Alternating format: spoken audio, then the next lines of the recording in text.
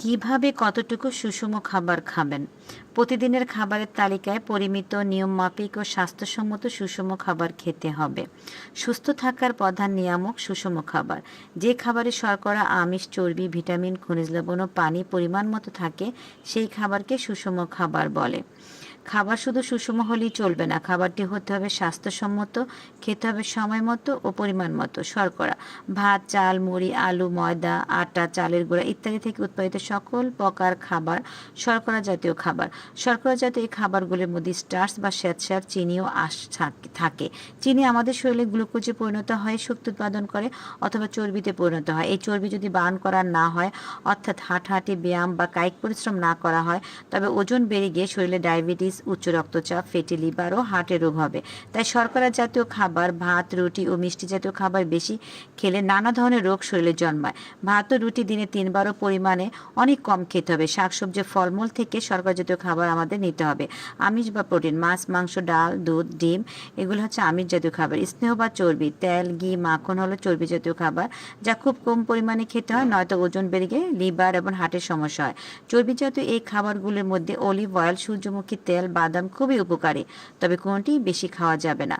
Fast food, junk food, colour food, saturated fat, trans fat জাতীয় খাবার খাওয়া যাবে না। এগুলো খেলে স্ট্রোক, হার্ট অ্যাটাক ও ক্যান্সারও হতে পারে।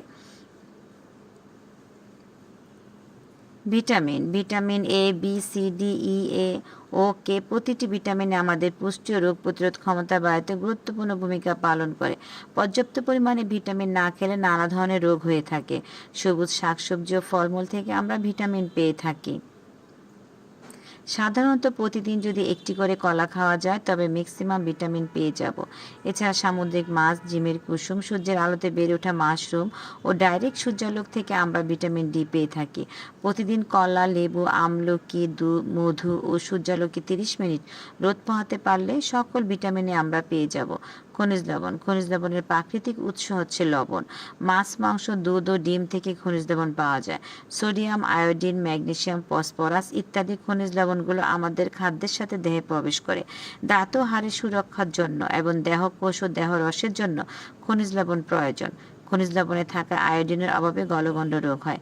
রান্নার জন্য যতটুকু লবণ প্রয়োজন তার বাইরে লবণ খাওয়া উচিত নয়। লবণ বেশি খেলে কিডনি নষ্ট হয়ে যেতে পারে। পানির অপর নাম জীবন। বেঁচে থাকতে প্রত্যেক প্রাণীরই পানি প্রয়োজন। আমাদের শরীরে 70 ভাগই পানি।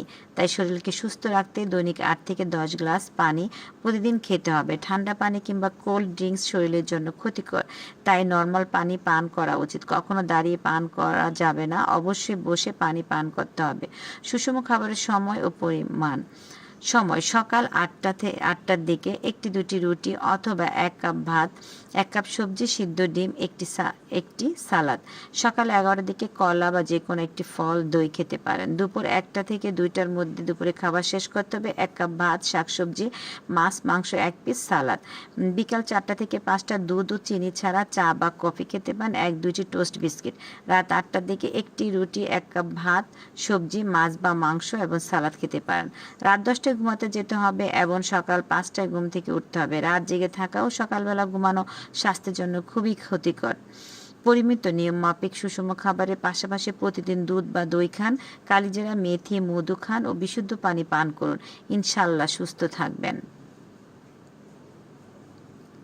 আমাদের চারপাশের অস্বাস্থ্যকর ও ক্ষতিকর খাবার সম্পর্কে জানতে আমার চ্যানেলটি সাবস্ক্রাইব করুন ও পাশে থাকা অল বাটনটি চাপুন। দেখার জন্য ধন্যবাদ। আল্লাহ হাফেজ।